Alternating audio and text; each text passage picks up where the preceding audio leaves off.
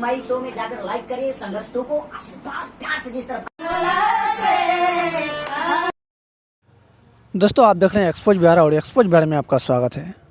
दरअसल दोस्तों आज तबीयत ख़राब रहने के कारण मैं आज उतना वीडियो नहीं बना पाया, लेकिन मैं आप सबको बता दूं कि आप यहां पर देख सकते हैं खेसारी लाल यादव जी अपने नया गानों का धुन बनाते हुए नज़र आ रहे हैं।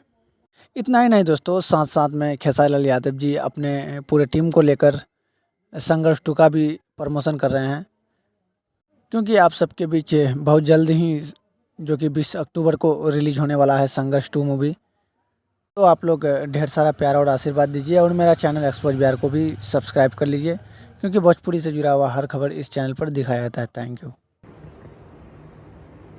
क्षण भर बोलो बोला श्री राम तो है अविनाशी, मत समझो पिया बनवासी। क्षण